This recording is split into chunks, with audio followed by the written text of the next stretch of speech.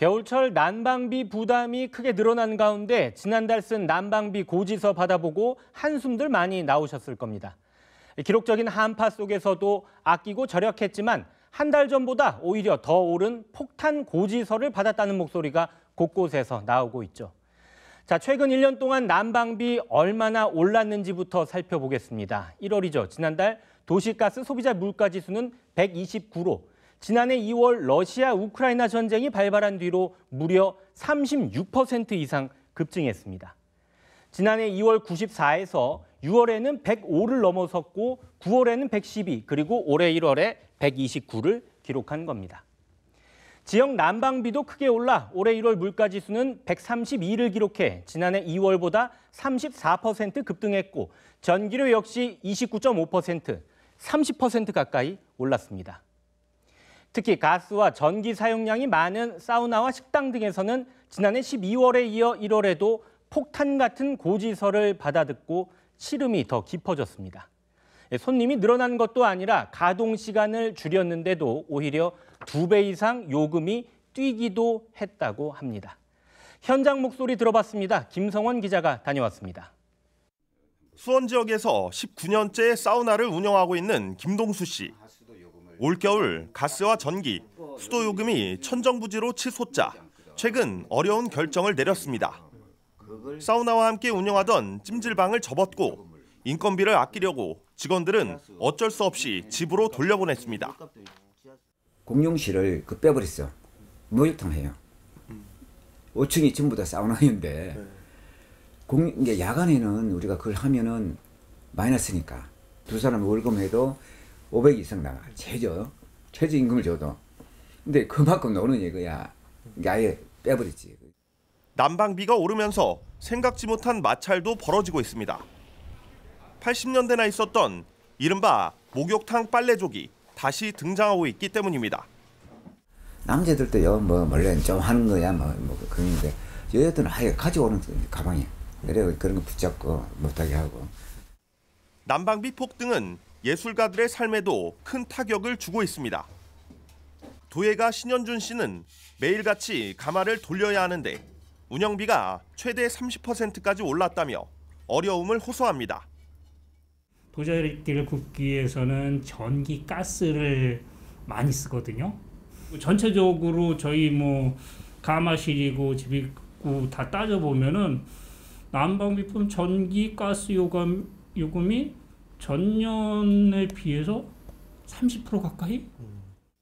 사정이 이렇다 보니 난방을 아예 포기한 곳도 적지 않습니다. 두꺼운 옷과 온기만으로 추운 날을 버티고 있습니다. 난로 같은 경우는 아예 덮어놔 버렸어요. 아예 키지도 않고. 그렇다고 이게 무슨 가스 같은 걸 떼서 혼돈해갖고 사람들이 와서 무슨 소비를 시키면은 그나마도 괜찮은데. 온수 사용량이 많은 미용업계도 씨름하고 있습니다. 50년째 이발소를 운영하고 있는 강정옥 씨는 난방비 부담을 이겨내기 어렵다며 폐업을 진지하게 고민 중이라고 하소연합니다.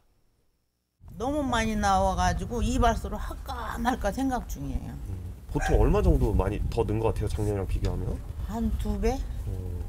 작년에 한 10만 원 나오면 요번에 한 30 얼마씩 나왔어요.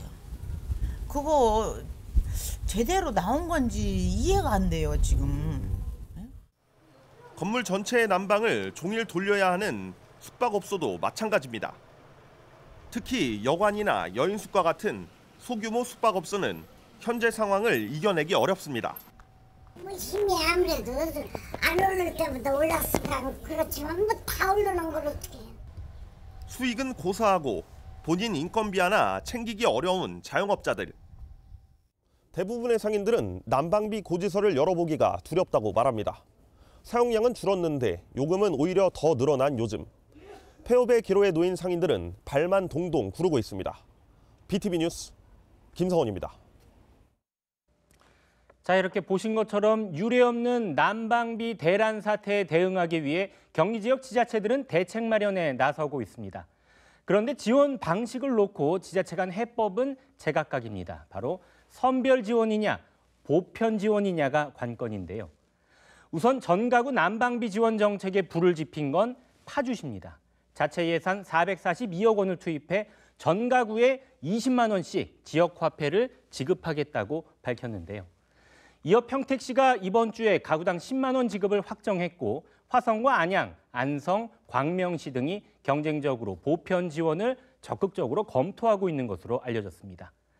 자, 민주당 소속 단체장이 재임 중인 경기 지역 지자체 9곳 가운데 6곳이 난방비 지원을 밝혔거나 검토 중인 것으로 확인되고 있습니다. 자, 이 중에서 안양시는 여기서 더 나아가서 가구당이 아니라 1인당 5만 원씩 모든 시민에게 재난기본소득을 지급하기로 했습니다. 4인 가족이라면 20만 원을 받을 수 있는 것이죠. 최대호 안양시장 인터뷰 들어보시겠습니다. 이번 재난기본소득이 시민의 경제적 부담을 덜고 어려운 시기를 극복하는 불씨가 되길 기대합니다. 지역화폐 재난기본소득이 소상공인과 지역경제의 활력을 되찾는 원동력이 되기를 기대합니다. 민주당 소속 지자체 중에서 상대적으로 인구가 많은 수원이나 부천, 시흥시 등은 아직까지 어떤 방식으로 지급할지는 정하지 않고 있고 국민의힘 소속 단체장 지자체는 대부분 보편적 지원을 검토하지 않고 있는 것으로 알려졌습니다. 그렇다면 김동연 경기도지사의 관점은 어떨까요? 김 지사는 난방비를 경기도 전역으로 확대하는 것은 재정상 부담으로 어렵다는 입장입니다. 김 지사는 최근 한 라디오 방송에 출연해 재정 상황 여건에 따라 난방비를 보편적으로 지급하는 것에 대해서는 존중한다고 말했는데요. 하지만 경기도 인구가 1,400만에 이르고 전 가구에 지원했을 경우 예산이 수천억가량 소요되기 때문에 전체 도민의 난방비를 지급하는 건 현실적으로 어렵다. 그러면서 중앙정부의 지원이 우선적으로 필요하다는 입장을 밝혔습니다. 경기도는 부동산 세수 감소로 인해 재정이 어려울 것으로 예상됨에 따라 차상위 계층, 중산층까지 난방비 지원을 검토하고 있는 상황인 것으로 알려졌습니다. 난방비 지원을 두고 보편적 복지냐, 선별적 복지냐 이런 해묵은 논쟁이 또다시 번지고 있는 양상인데요. 이러다 보니 차별적 지원에 대한 반발도 예상됩니다.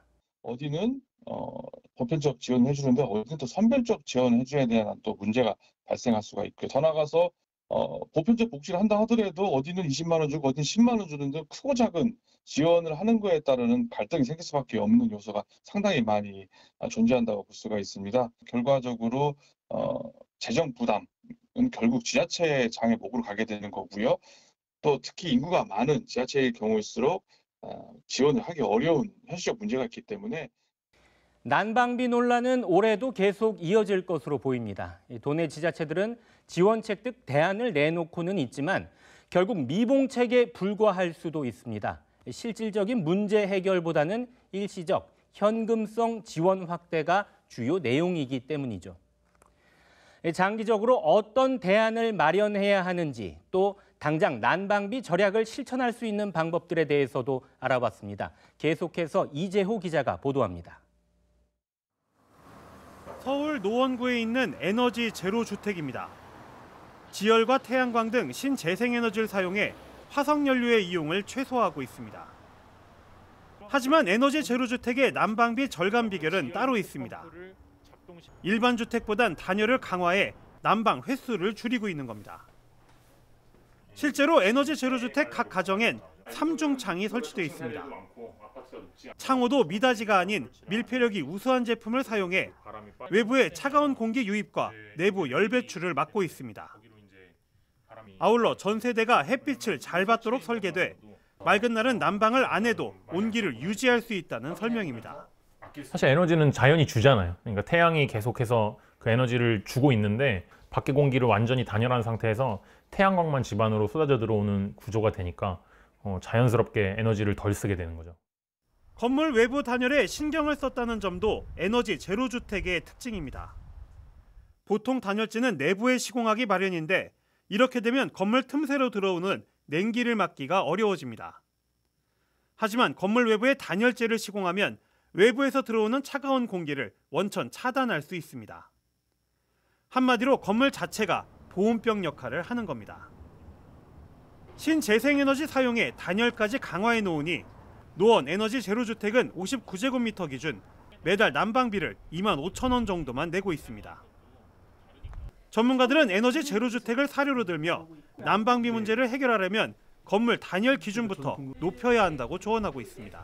건축물의 외피가 에너지를 절약하도록만 설계가 되면 실제로 사는 사람, 거주자나 세입자들은 그렇게 큰 난방비 부담 없이, 냉방비 부담 없이 우리나라 같은 기후 조건에서 편안하게, 쾌적하게 사실 수 있을 거라고 생각합니다.